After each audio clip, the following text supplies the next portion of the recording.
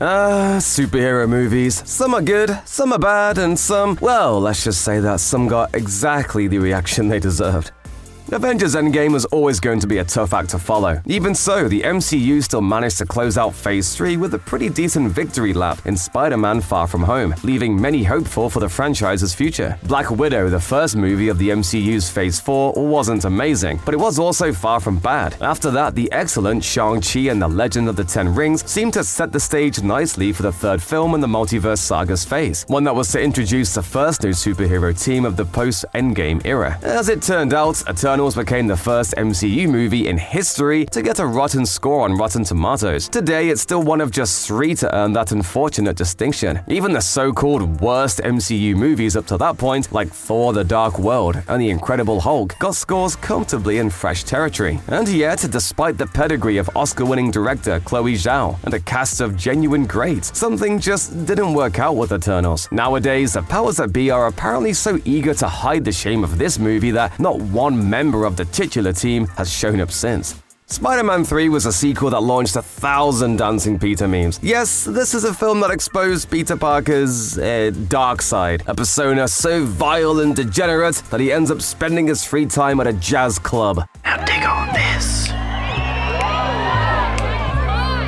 In this era of endless crossovers and superhero cameos, it's easy to forget that Sam Raimi's relatively self-contained Spider-Man movies were once some of the most popular comic book adaptations ever made. In fact, along with X-Men, 2002's Spider-Man is credited with kicking off the modern comic book movie boom. Together with its superb sequel, Spider-Man 2, these two movies grossed over $1.5 billion in total and received rave reviews from fans and critics alike. So, when the time came for the inevitable threequel, expectations were high, and so was the budget, which rocketed to an estimated $258 million. The result, the highest-grossing movie of the year, and a serious bummer for the fans. Gonna cry?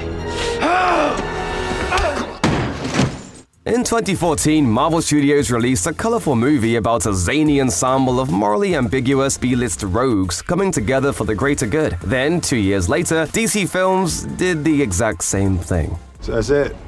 What, we some kind of Suicide Squad?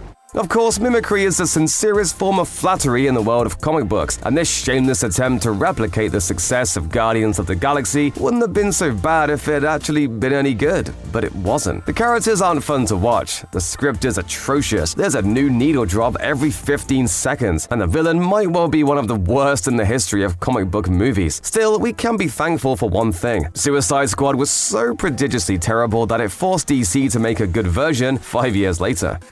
Let's go back to the summer of 2011, a time when Marvel was rounding the corner on the Avengers, and DC had dollar signs in their eyes. With Christopher Nolan finishing off his mostly acclaimed Batman trilogy, it seemed like a good time to start building a cinematic Justice League. And what better place to start than with the most visually complex and thematically absurd character on the league's roster? Giving Green Lantern credit where credit's due, Ryan Reynolds gave a somewhat charming performance as Hal Jordan. Everything else, however, was an unmitigated disaster, from the woeful CGI to the overcomplicated plot to the bland and boring action sequences. Put us out of our misery, Deadpool. You're welcome, Canada. First, there was Batman, Tim Burton's beloved take on the tale of the Dark Knight. Then, there was Batman Returns, Tim Burton's even darker, even more stylized, and for some, even more beloved follow-up. Meow.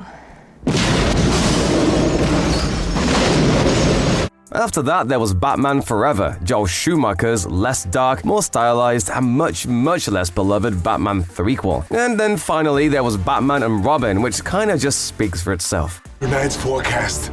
A freeze is coming. It had romance, it had Arnold Schwarzenegger, it had ice skating for some reason. Perhaps most baffling of all though, it also had Coolio, who was somehow the only person in the movie to not make a cold-related pun. Very nice. Spider-Man is amazing more often than not. The Hulk eventually got around to being incredible, but it seems surprisingly difficult to make a fantastic movie about Marvel's first family. After director Tim Story took a couple of cracks at the Fantastic Four in the 2000s, Fox saw fit to hand the franchise over to Josh Trank for a reboot. It's kinda hard to tell what happened next. Trank says that he put together a cut of the movie that he was proud of, until the studio took the project from him. The studio said that Trank threw a bevy of temper tantrums, fought with the actors, and mismanaged the the entire production. Stan Lee probably said Excelsior, but that's neither here nor there. He said that a lot. As movies go, Fantastic, or whatever the hell it's called, is a difficult one to defend. The characters are bland beyond all belief, their costume designs are much better, and the story is pretty much instantly forgettable. And of course, it doesn't help that this is all capped off with the mother of all bad endings. It's fantastic. Say that again? The first two X-Men movies helped make superhero movies palatable to the non-geek public, proving that comic book characters really could be deep and engaging. So it was a little jarring when Fox followed them up with X-Men: The Last Stand. Despite being played up in the trailers, beloved characters such as Angel and Colossus were relegated to glorified cameos, while others ended up being names stuck onto weird-looking background mutants. But that's nothing compared to how the film treats its leading players. Cyclops dies off screen, Professor X dies all over the screen, and Magneto goes full mustache-twirling cartoon bad guy. Luckily, the film's tepid fan response bent the ears of the executives over at 20th Century Fox. They never made another noisy, pointless X-Men movie again, right? Just shy of 3 years later, 20th Century Fox released another noisy, pointless X-Men movie. Starring Hugh Jackman, Lee F. Schreiber, and Hugh Jackman's shirtless torso, X-Men Origins Wolverine took up the task of demystifying the X-Men's most mysterious hero, and it went about as well as you'd expect.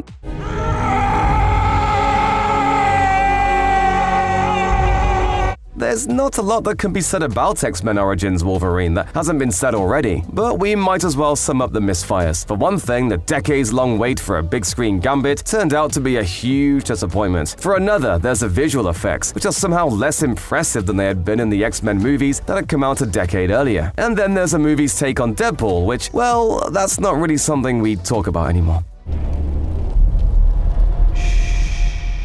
The DC Extended Universe was already 6 feet under when Black Adam was released. Even if Dwayne Johnson's Ego vehicle had somehow been amazing, the damage had been done, and James Gunn and company were already laying the foundation for an entirely new era of DC movies. Nevertheless, Johnson tried very hard to convince us all that this movie was something truly special, and that the next big superhero icon had arrived. The hierarchy of power in the DC universe is about to change.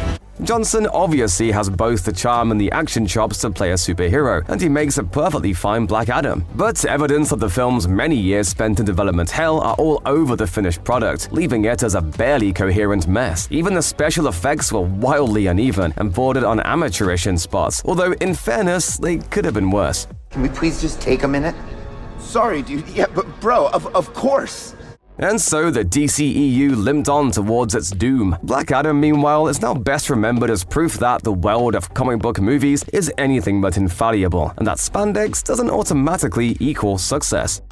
Eternals only spent 2 years as the only MCU movie with a rotten score on Rotten Tomatoes, as it was joined by Ant-Man and the Wasp: Quantumania in 2023. While Phase 4 certainly suffered some shaky moments, it at least ended with the excellent Black Panther: Wakanda Forever, sparking hope that Phase 5 would get off on the right foot. That it was set to begin with the third installment in the reliably fun Ant-Man series seemed to seal the deal. Things tend to get very complicated when discussing Quantumania, of course, because the one universally agreed upon bright spot was Jonathan Majors' performance as Kang the Conqueror. You think you can beat me? I am Kang!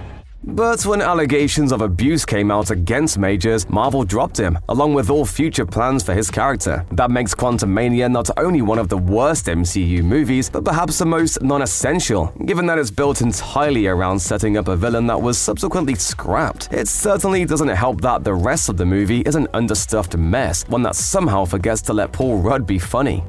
After the 1-2 punch of X-Men: The Last Stand and X-Men Origins Wolverine, things were beginning to look pretty dire for Marvel's mutants. They weren't down and out just yet though, as 2011's X-Men First Class turned out to be a masterclass in course-correcting a floundering superhero franchise. That movie was so well received, in fact, that Fox felt emboldened to let the franchise take on one of the most iconic stories in X-Men history, with X-Men: Days of Future Past. And guess what? They nailed that one too. Between that and the warm reception to James Batman Gold to Wolverine, it really did look like the X-Men had once more become a force to be reckoned with. Over in the MCU, the Infinity Saga was building towards its first epic showdown with Thanos, so the X-Men movies attempted to follow suit with their own big blue and beatable bad guy, Apocalypse. Confidence was high among fans, and the trailers for X-Men Apocalypse promised an epic adventure for the increasingly popular, younger versions of Fox's X-Men. Sadly though, that anticipation was entirely misplaced, as X-Men Apocalypse was, as Scott Mendelson of Forbes described it, a franchise-killing disaster. Perhaps even more damning was a review from Jen Yamato of the Daily Beast, who said that Apocalypse was a contender for worst X-Men movie up to that point, which is really saying something. A few years later, of course, Dark Phoenix came along and proved that the bar could go lower after all. By that point though, all the hype around these movies had fully died out, and most people were perfectly happy to leave the X-Men with Logan. There's a lot to love about the concept of the Spider-Verse, not least the fact that it gave us movies like this. How many more Spider people are there? Save it for Comic-Con. What's Comic-Con? Endless variants of the same character can wear out the welcome quickly, and yet audiences couldn't get enough of it when it came to Spider-Man. That is, until Madam Web came along. This movie promised to expand the growing Spider-Verse with the live-action introductions of Cassandra Webb and a trio of Spider-Women. Instead, all it did was further prove that Sony Pictures can't be trusted with live-action Spider movies without the MCU's guiding hand. And unlike, say, Venom, which is at least bad in a fun way, this one commits the cardinal sin of terrible comic book movies. It's just plain boring. Drawing visual inspiration from Frank Miller's The Dark Knight Returns, Batman v Superman: Dawn of Justice was the better part of a century in the making. And why wouldn't you be excited? This was the first big-screen, big-budget attempt to bring together two of American fiction's most iconic characters. Sadly, it didn't turn out that well, as Dawn of Justice was hamstrung by its needlessly grimdark tone, some contrived franchise setup, and a script that felt like whatever comes before a first draft. In the end, what should have been a gripping portrayal of the fight between hope and cynicism instead felt like an almighty showdown between two grumpy action figures. And then, Justice League was supposed to be DC's answer to the Avengers. At last, this mighty franchise was about to take its place on the field of box office glory. Superman, Batman, Wonder Woman, the rest, darn it all, they just couldn't miss! Unless something went horribly wrong, of course. A couple of horribly wrong things later, we ended up with Justice League. Production had been plagued by high-profile problems throughout. Most notably, Zack Snyder left the film after suffering a personal tragedy, prompting Warner Brothers to make the baffling decision to hire Joss Whedon to finish his work. Extensive reshoots and the world's most famous invisible mustache begat one of the most expensive movies ever made. A highly stylized train crash of a film that, against all odds, managed to make over $650 million and still lose money. Booyah. Back in 2003, audiences were ready for a darker take on comic book stories. Fox attempted to meet this demand with Daredevil, the tale of a guilt-ridden disabled Catholic who dresses like the devil and throws bad guys in front of trains. What could possibly go wrong? Written and directed by Mark Steven Johnson, the mind behind Jack Frost and both Grumpy Old Men films, Daredevil mashed together elements of a ton of popular storylines from the comics and added in a load of Evanescence songs for good measure. Despite having a couple of decent moments and a director's cut that doesn't entirely suck, Daredevil somehow winds up being an inexplicable cocktail of overstimulation and utter blandness. That said, more than 15 years later, it remains one of the few superhero films to have prominently featured music by Nickelback, so that's something. Daredevil didn't quite work out for Fox, but the studio wasn't ready to throw away a potential franchise just yet. And since Jennifer Garner had done an adequate job of flipping around and looking sad in that movie, they decided to give her Elektra. The oft-forgotten second and final entry in Fox's Daredevil-verse reeked heavily of a development meeting, as someone said that there are no bad ideas and genuinely meant it. There's ninjas and magic tattoos and Terrence Stamp and, honestly, probably not a lot of people who made it all the way to the end. Apparently, Garner shot the whole thing while she was on a break from Alias, and sources close to her say that she only did it because she was contractually obligated to do so. Just like everyone else, she appeared to be well aware that the movie was trash. It's rare for a movie to be so universally hated that the lead actor shows up to the Golden Raspberry Awards to acknowledge their wrongdoings. And in that sense at least, Catwoman is a truly remarkable movie. Right before Christopher and Jonathan Nolan convinced Warner Brothers that the secret to a successful superhero movie was actually making it good, the studio released Catwoman. Halle Berry plays Patience Phillips in the movie, who is most definitely not Michelle Pfeiffer from Batman Returns, yet closely follows the thematic beats of her origin story. An uptight working woman Catwoman is killed after uncovering corporate corruption before being brought back to life by the magical power of cats? Stop us if you've heard that one before. I am Catwoman. Hear me roar. Unlike Batman Returns, however, Catwoman is bad. It's so bad. Most people tend to only remember that infamous basketball scene, so it's easy to forget the rest of the movie is basically just as terrible. You've gotta give Halle Berry serious props for having the sense of humor to show up to the Razzies that year, and you can hardly blame her for the colorful language she used in her acceptance speech. In the midst of the 2000s superhero craze, Hellboy came out of nowhere to become one of the decade's biggest sleeper hit comic book movies. I'll never give up on you. Ever. I like that. After that, it got a sequel that was actually even better. But while Guillermo del Toro had designs on a trilogy before he even finished Hellboy 2: The Golden Army, those plans sadly fell through. The franchise then went dormant for a decade, before being revived for 2019's Hellboy. That this movie was loosely built on the foundation of del Toro's unmade third film piqued a lot more interest than it might have otherwise, and the first footage shown at Comic-Con seemed to suggest it was heading in the right direction. Yet the finished product was a total disaster. Hellboy scored a paltry 17% critic score on Rotten Tomatoes, and even the popcorn meter couldn't crack 50%. The movie was a financial failure too, becoming one of the year's biggest box office bombs.